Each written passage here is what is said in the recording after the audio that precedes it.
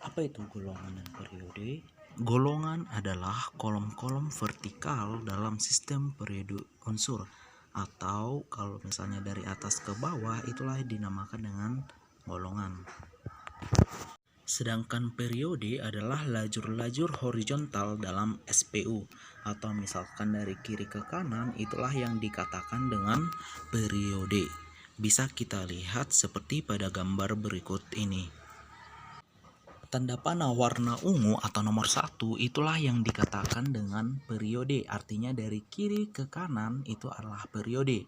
Nah, kita lihat ada angka 1, 2, 3, 4, 5, 6, 7 itulah merupakan periode.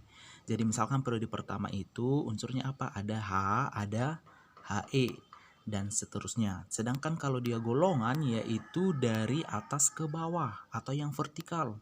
Nah, atau pada gambar itu nomor 2.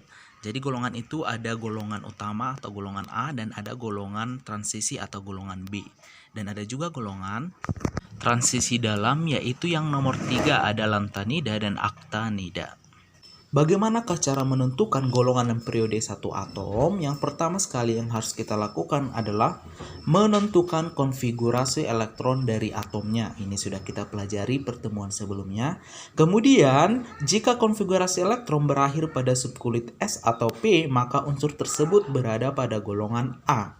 Yang kedua, jika konfigurasi elektron berakhir pada subkulit D, maka unsur terletak pada golongan B.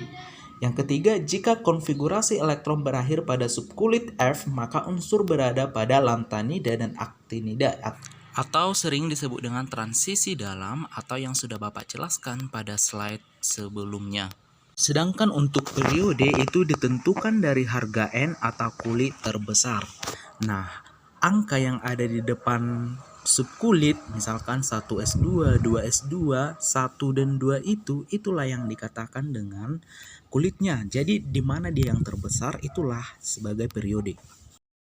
Sebagai contoh, kita melakukan sebuah konfigurasi elektron dari suatu atom dan ternyata dia berakhir di 4P6. Nah, angka 4 ini atau angka yang berada di depan P pangkat 6 itulah nanti yang menentukan letak periodenya. Jadi angka yang terbesar itulah nanti sebagai periode.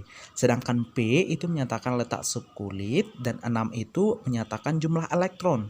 Nah, jumlah elektron inilah nanti panduan kita untuk menentukan golongan keberapa. Sedangkan si subkulit ini menentukan apakah dia golongan utama atau golongan A atau golongan transisi atau golongan B. Nah, seperti di awal tadi yang sudah Bapak jelaskan bahwa ketika dia berakhir di S dan P maka itu termasuk golongan A atau golongan utama, atau lebih lengkapnya bisa kita lihat seperti tabel berikut ini. Nah, kalau nanti dia subkulit terakhirnya itu S1 maka itu golongan 1A. 1 itu dapat dari mana? Dari pangkatnya. Nah, kalau dia S2 berarti dia 2A sampai P6 maka itu adalah 8A. Jadi golongan A itu ada 8 dan biasanya ditulis dengan angka Romawi. Sedangkan untuk golongan B atau transisi itu jika dia berakhir di subkulit D. Nah, panduannya seperti pada tabel berikut ini. Kalau dia D pangkat 1 maka itu adalah golongan 3B. Kalau dia D pangkat 2 maka itu dia adalah golongan 4B. Kalau D pangkat 3 berarti 5B, D4 6B, D5 7B, D pangkat 6 8B, D pangkat 7 8B, D pangkat 8 8B. Jadi untuk 8B dia ada 3 yaitu D pangkat 6, D pangkat 7, D pangkat 8 itu masuk ke 8B. D pangkat 9 1B, D pangkat 10 2B. Jadi dimulai dari 3 sampai 2B. Tidak seperti golongan A tadi dia berurut mulai dari 1 sampai 8. Untuk B dia pangkat 1 tapi golongan 3B. Dan terakhir D pangkat 10 golongan 2B. Jadi dia tidak berurut.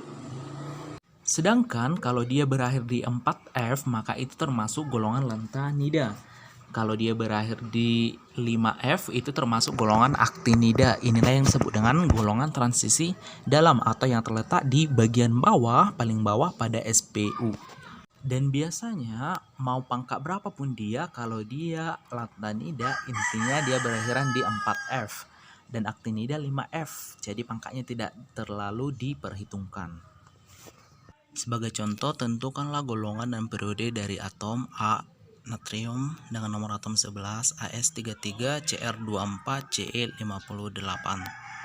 Kita bahas untuk nomor 1 natrium dengan nomor atom 11. Nah, pertama sekali kita konfigurasikan dulu, yaitu 1s2, 2s2, 2p6, 3s2. Kalau kamu jumlahkan pangkatnya itu pasti 11.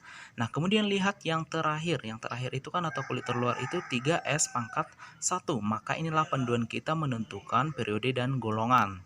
Nah, periodenya karena ingat tadi periode itu dilihat dari angka terbesar. Nah, yang paling besar di situ kan angka 3. Nah, berarti periodenya 3 dan kebetulan juga berada pada kulit keluar. Nah, yang terakhir subkulitnya kan S pangkat 1. Lihatlah tabel yang tadi. Nah, kalau dia golongan A itu berakhir di S. Nah, kalau dia pangkat 1 berarti golongan 1A. Jadi ingat tabel yang tadi untuk menentukan golongan A dan golongan B. Kemudian contoh soal nomor 2 yaitu AS33. Pertama sekali konfigurasikan dulu yaitu 1S2, 2S2, 2P6, 3S2, 3P6, 4S2, 3D10, 4P3. Yang terakhir itulah di 4P3. Nah, kemudian kita tentukan periodenya. Ingat periode itulah angka yang paling besar yang ada di depan subkulit. Nah, angka yang paling besar itu kan angka 4. Berarti periodenya lah periode 4. Nah, golongannya apa? Ingat tadi tabel yang tadi, kalau dia golongan A berarti berakhir di S dan P. Nah, ini kan berakhir di P pangkat 3. Kalau dia P pangkat 3 berarti itu golongan 5A. Ingat panduannya adalah tabel yang tadi. Ada itu golongan 1A itu, golongan 2A itu berakhir di mana, golongan 3A berakhir di mana. Nah, itu diingat. Kemudian untuk contoh nomor 3 yaitu Cr24. Pertama sekali konfigurasi tetap yaitu 1S2, 2S2, 2P6, 3S2, 3P6, 4S2 baru 3D4. Nah, dia berakhir di 3D4. Nah, untuk menentukan periode ingat, tidak selamanya kita kotak itu yang paling akhir itu, tetapi yang punya angka yang paling besar di depan subkulitnya. Angka yang paling besar itu berapa? 4. Maka periodenya adalah 4 meskipun yang kita kotaki atau si angka 4 ini tidak terletak di subkulit terakhir, tetapi ingat periode itu dilihat dari angka yang paling besar. Nah, sedangkan untuk golongan kita lihat dari subkulit yang paling terakhir yaitu yang Bapak kotaki. Nah, dia berakhir di D pangkat 4. Kalau dia di D pangkat 4 berarti termasuk golongan 6B. Kemudian contoh 4 CE58 kita konfigurasikan bisa dilihat seperti pada video dan berakhir di 4F pangkat 2. Ingat tadi kalau dia berakhir di 4F maka itu termasuk golongan lantanida sedangkan periodenya tidak ada.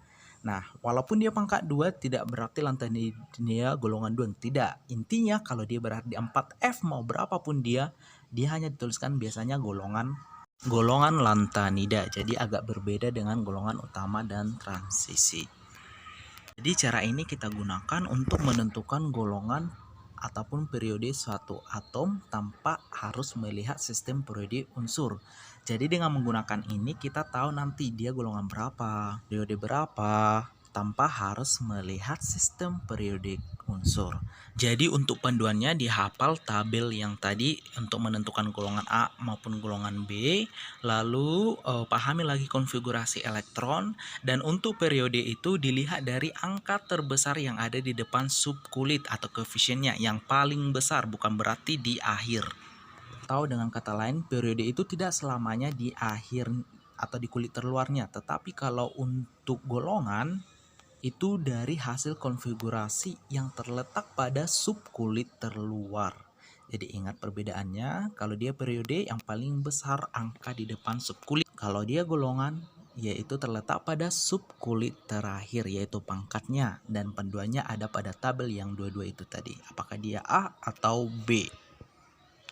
Sebagai PR, ini ada 4 soal, cara pengerjaannya persis sama seperti contoh soal, dan putar lagi nanti ulang video untuk mencari penjelasannya agar lebih paham, dan dikirim secara personal kepada Bapak, dan paling terakhir itu hari Selasa.